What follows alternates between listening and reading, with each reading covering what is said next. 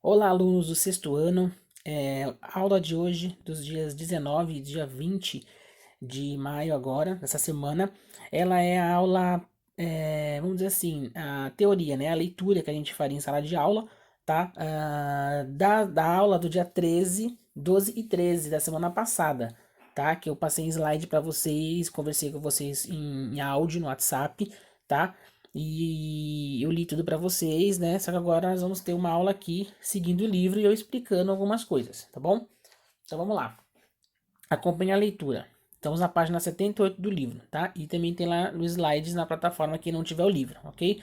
Vamos lá. Quando os primeiros seres humanos chegaram, as características das terras onde é hoje o Brasil eram muito diferentes das atuais, né? Então predominava campos de vegetação baixa, né? Então aqui no Brasil é diferente, né? Aqui não, aqui a gente tem matas, né?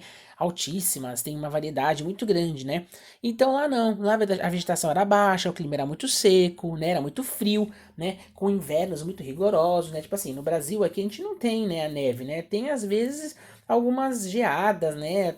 Até cai às vezes neve, assim, lá no, mas lá pro sul, né? Lá para baixo mesmo, né? Na região sul, lá nas cidadezinhas para baixo, né? Então aqui a gente não tinha esse clima, né? Como ele tá dizendo. Então esses humanos, né, eles davam muita importância ao fogo, né? Então eles faziam grandes fogueiras para aquecer seus corpos, para cozinhar, para afugentar os animais perigosos, né? Que a gente já descobriu lá atrás, nós estávamos na sala de aula ainda, né? Sobre o fogo, o domínio do fogo. Isso eu já expliquei para vocês, tá? Mas se também não lembrar, vocês podem voltar lá nas páginas atrás para estar verificando isso, para estar relembrando, ok? Nessas terras viviam também mamíferos enormes, tá? Qual eram eles? Preguiça gigante, mastodonte, a macrauquênia, o tigre-dente de sabre. Isso foi por volta de 9.500 anos antes de Cristo, tá? Alguns desses mamíferos, tá, como o mastodonte e a macrauquênia, eles desapareceram, sem deixar parentes. Por quê? Porque não conseguiram se adaptar, né, à questão das mudanças, né, no mundo. E aí, quando você não consegue se adaptar, você acaba não conseguindo isso já comentei com você em sala de aula. A espécie ela não consegue se reproduzir e as que restam elas não conseguem se adaptar ao ambiente. E então elas vão morrendo e aí vai acabando, vai entrando em extinção, tá? Mas isso aí é uma coisa natural, ok? Não é o homem que vai lá e mata, tá? Aí é uma coisa natural da vida, né? Que vai ser e não consegue se desenvolver e ir adiante. Tudo bem? Já a preguiça gigante, ela tem um parentesco com o bicho preguiça da nossa fauna atual, tá? Então no livro de vocês, ó, tem aí os bichos, né? Aí, ó, ele tá nomeando, né? Vocês dão uma olhadinha lá depois, tá? Não vou entrar nesse aspecto porque senão o vídeo fica muito comprido, tá? Mas aí tem aí, ó, um, dois, três, quatro, nós quatro bichos. Aí no balão amarelo tem explicando quem é quem, né? E o que que ele fazia, enfim, as suas especificidades, tá bom? Continuando aqui, ó, na página 79, olha que legal, tá? Deixa eu virar direitinho aqui o livro para não atrapalhar. Pronto, tá? Vou virar o livro e vou encaixar para vocês conseguirem ler. Bom, vamos lá. Vamos falar agora sobre os caçadores e coletores, né? Então o nome já fala, né? Uns caçavam, outros coletavam. Então cada um tinha as suas habilidades. Os primeiros habitantes do Brasil, eles eram caçadores e coletores. Eles viviam da caça de animais pequenos, tá? Como os veados e as emas, tá? E da coleta de frutos, como castanha e o pinhão. Então são coisas que você tira da terra e outras você caça os animais para poder também ter a sua sobrevivência, você poder comer, né? Entre eles estavam o povo de Lagoa Santa e o povo Umbu, também conhecido como o povo da flecha, né? E os povos do Sambaqui.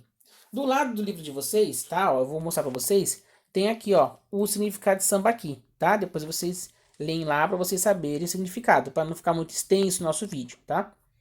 Vamos ver agora o povo de Lagoa Santa, né? Quem foi o povo de Lagoa Santa? Tá aqui, ó. O primeiro cientista a estudar vestígios arqueológicos no Brasil foi o dinamarquês Peter Laund. Ele encontrou em 1843 ossadas humanas, né, restos de ossos humanos e de animais extintos na região de Lagoa Santa, isso em Minas Gerais, aqui no Brasil. Nos anos de 1970, nessa mesma região, outros cientistas descobriram a maior coleção de esqueletos disponíveis para o estudo dos primeiros habitantes da América, incluindo de Luzia, que a gente também estudou lá atrás nas aulas anteriores, né? Aquele crânio de Luzia que foi achado aqui no Brasil, tá? Os esqueletos encontrados, eles permitem dizer que o povo de Lagoa Santa viveu entre 8.000 e 4.000 anos antes de Cristo, que era baixo, magro, né? Tinha essas especificidades, né? Nessas ossadas que eles descobriram, né? Então comia pequenos animais, como frutos, peixes, caramujos, né? Grandes que viviam nos rios. A sua expectativa de vida, tá? Através dos estudos dos cientistas, era baixa, tá? Muitas crianças elas morriam cedo, né? E pouquíssimos adultos eles atingiam aos 30 anos de idade. Observe ao longo da página algumas ilustrações que representam objetos deixados pelo povo de Lagoa Santa. Então a gente tem aqui, ó, machado de pedra, conchas de caramujo perfuradas e um anzol, tá, de osso, ok? Então eu vou parar esse vídeo aqui e já volto com outro para vocês, para a continuação, tá? Vamos lá? Daqui a pouco a gente volta. Bom, vamos lá, voltamos. Estamos na página 80, tá? Vamos falar sobre o povo de Umbu. Observe que tem 3 imagens na lateral aí, tá? A gente vai aprender o que é esse instrumento, ok? No texto, tá? E depois tem a foto aqui que vocês estão vendo aqui embaixo, tá bom? Isso também tá no livro de vocês, tá? E quem não tem o livro, lembrando, tá lá na plataforma as páginas, tá? Então vamos lá. Nas florestas do sul e do sudeste do Brasil, viviam grupos humanos muito habilidosos no trabalho com pedra, tá? Com esse material, eles faziam uma grande variedade de objetos, como facas de corte bem afiada, tá? Os anzóis que eu já falei para vocês lá no outro texto, tá? Para poder usar para pescar, e especialmente as pontas de flechas. O povo de Umbu, como eles ficaram conhecidos, né, naquele período e dentro da pesquisa arqueológica, ele foi responsável pela difusão, né? O que é difusão? Difusão é divulgar, de disseminar, de passar para frente, né? Essa questão da cultura, entre outros habitantes, outros povos, outras aldeias, né? Então eles foram o quê? Eles foram um povo difusor, né? Entre os primeiros habitantes do território brasileiro de duas grandes inovações daqueles tempos, né? Qual foi as inovações daquele tempo? Hoje pra gente isso não é nada, né? Mas para eles era uma grande descoberta, né? O arco e flecha, né? Que a gente conhece pelos índios, né?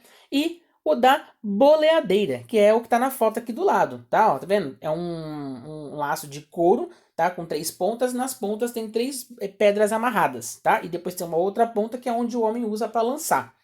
Essa arma era composta por 3 bolas de pedra ligadas entre si por cordinhas de couro, como já expliquei para vocês. Essas tais armas elas tornaram possível a caça de animais velozes, porque como eles não conseguiam chegar perto, né, dos animais, eles rodavam essa boleadeira, jogavam e atingiam o animal e aí conseguia acatar eles, tá? Por exemplo, também os pássaros, né, que eles jogavam e conseguiam, quando os pássaros davam os rasantes, eles conseguiam pegar, acertar o animal e eles acabavam caindo, tá? E aqui tem a foto, né, ó, no homem aí, tá vendo a boleadeira, né, amarrada na cintura dele, ok? Bom, nessa página aqui tá o povo do sambaquis, eu não vou ler porque isso aqui é uma leitura, tá? Leitura para estar ajudando, ó, leia o que o arqueólogo Norberto Guarinello, né, conta sobre os povos sambaquis. Então são curiosidades, eu peço que vocês leiam para vocês conhecerem, né, que é o povo do sambaqui, tá? Que é bem interessante, é bem legal. Então vocês leiam, por favor, em casa, tá? E a gente vai. E ela termina aqui, ó, tá? A leitura, ó. Termina aqui, ó. A imagem mostra uma dessas sepulturas encontradas no Sambaqui, no Morro do Ouro, tá? Então termina aqui. Agora nós vamos começar a leitura para vocês aqui, tá bom? Ó. Há cerca de 2.000 anos, os povos dos sambaquis desapareceram, provavelmente porque foram vencidos pelos grupos tupis, que na época se expandiram pelo litoral. Então tinham alguns conflitos entre eles, né? E aí eles acabaram desaparecendo. Vamos lá com agricultores e ceramistas da Amazônia. Segundo a arqueóloga Anna Roosevelt, os povos da região amazônica começaram a praticar agricultura há cerca de 7.000 anos, tá? Eles desenvolveram cultivos próprios, tá? Como suas plantas medicinais, os corantes que eles iam descobrindo, né?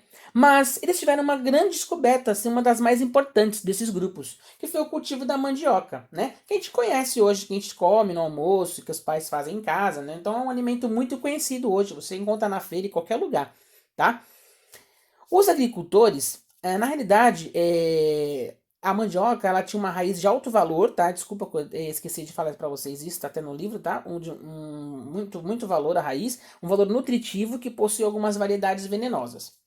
Os agricultores da Amazônia eles descobriram que ralando, né, prensando e torrando essas espécies de mandioca, eles conseguiam extrair um veneno que elas continham. E eles produziam alimentos como a farinha, o beiju e a tapioca, tá? Então a gente tem no livro aqui, eu vou mostrar pra vocês, ó, tá? Ó, o primeiro, tá? Aqui as raízes e a farinha de mandioca. O 2 é o beiju, né? E o 3 é a tapioca com carne de sol, tá? Que a gente costuma fazer hoje, tudo bem? Bom, vamos lá. Continuando. Vamos arrumar aqui nossa aula virtual, tá? E vamos continuar, ó. Olha que bonito aqui, ó. Isso aqui é um vaso, tá? De marajoara, de cerâmica. A gente vai conhecer quem foram os marajoaras aqui nesse texto, tá bom? Vamos lá. Mais ou menos na época em que começaram a cultivar plantas, os agricultores amazônicos eles desenvolveram também a produção de cerâmica, tá? Feito de argila, aí eles faziam o molde e colocavam no forno, tá? É, As suas cerâmicas, elas estão sempre, elas estão entre, aliás, as mais antigas da América, tá? E são de diversos tipos e formas. Então você tem vasos, urnas funerárias, estatuetas, pratos, tangás, jarros, entre outros, tá? Por meio de análise desses objetos, foi possível, né, os arqueólogos conhecer o modo como os amazônicos eles decoravam suas moradias, né? Armazenavam suas coisas ou transportavam alimentos, objetos, né? O que consideravam mais bonito ou feio ou que fazia parte do seu dia a dia que eles queriam estar guardando, queriam estar carregando consigo. Foi na ilha de Marajó, tá? Na foz do rio Amazonas, entre o século 4 e 14, que se desenvolveu a mais notável cultura ceramista amazônica, que é conhecida como a cultura marajoara. Tá vendo que eu falei aqui que é esse vaso que está aqui, que eu li aqui nesse bloco amarelo, tá? Os marajoaras, eles parecem ter tido uma organização social complexa. Até o presente, a nossa principal fonte para conhecimento desse povo são os objetos de cerâmica que eles produziam. Então, tudo que a gente conhece, gente, na questão do povo antigo, né, na questão das civilizações, das culturas, desses povos, né, que viviam, é tudo através de utensílios, de restos mortais, pedaços de ossos, pedaços de utensílios, né, cerâmicas. A gente vai juntando e vai conseguindo criar uma história aí, um fato histórico do passado que existiu. A cerâmica marajoara ela era decorada com desenhos sugestivos e variados e com pinturas policromáticas. O que é policromático? São mais de uma cor, né? 2 a 3 cores diferenciadas que se combinam, tá? As cores mais usadas por eles eram o vermelho, o branco e o preto. Muitas de suas urnas funerárias elas eram representações do corpo feminino, o que para alguns pesquisadores, o que dava a entender, né, para os pesquisadores, demonstrava a importância que as mulheres tinham na sociedade marajoara.